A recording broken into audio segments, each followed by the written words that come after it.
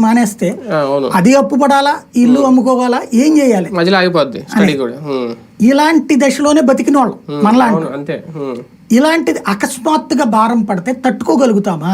ఒక ప్రభుత్వం ఆలోచించాల్సింది వాళ్ళ షూస్ లో నుంచి మన వైపు కాదు, మన షూస్ లో నుంచి వాళ్ళు ఆలోచించాలి. ఇవాళ రోజున మన మీద పడే భారపు ఎఫెక్ట్ ఎంతవరకు తట్టుకోగలుగుతారు ప్రజలు అనేటటువంటిది.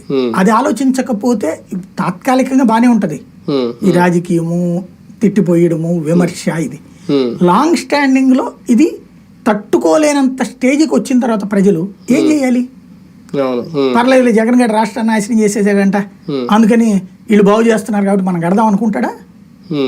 మీరు రాజకీయం ఏమైనా చేసుకోండి, నా మీద పడకండి, నా డబ్బులు నాకు ఇచ్చేయండి. ఏ పేదవాళ్ళైనా ఏం కోరుకుంటారు? తనకి ఇదివరకు నవరత్నాలు వచ్చినాయి, ఇప్పుడు ఆ నవరత్నాల కంటే ఇంకో రూపాయి ఎక్కువ రత్నం సూపర్ 6 లో వస్తుందని చెప్పారు. అతను మొత్తం కలిపితే ఏడాదికి 1,50,000 ఇచ్చాడు, మేము 2 లక్షలు ఇస్తున్నామని చెప్పారు. ఈ 2 లక్షలు వచ్చినాయా? ఇప్పుడు రాలేదు. జగన్ వల్ల నాశనం అయిపోయింది కాబట్టి అంటే నువ్వు అప్పుడే చెప్పావు కదా 14.5 లక్షల కోట్ల అప్పు అని. 14.5 లక్షల కోట్ల అప్పు చెప్పినప్పుడే నువ్వు ఈ పథకాలు చెప్పావు. నీకు భారం వేస్తానని లేదా, భారం తగ్గిస్తానన్నావు, కరెంట్ ఛార్జీ తగ్గిస్తానన్నావు, వాలంటీర్ 10,000 జీతం పెంచుతానన్నావు, సచివాలయ వ్యవస్థ అద్భుతంగా ఉంచుతామని చెప్పావు.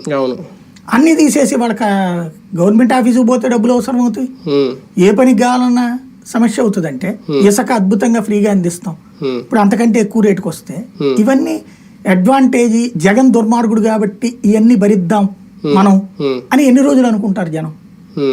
జగన్ మీద విమర్శలు లేదంటే జగన్ ఇంకా తప్పుగా చూపించే ప్రయత్నం కంటిన్యూగా జరుగుతుంది.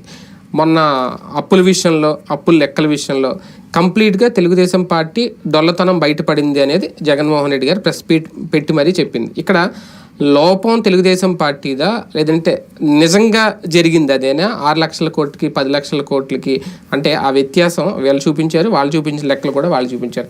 ఎక్కడ కనిపిస్తోంది, ఎక్కడ జరుగుతోంది లోపం? మన ఆలోచన తీరులో లోపం ఉంది అంతే. జనాల ఆలోచన తీరులో లోపం తప్పించి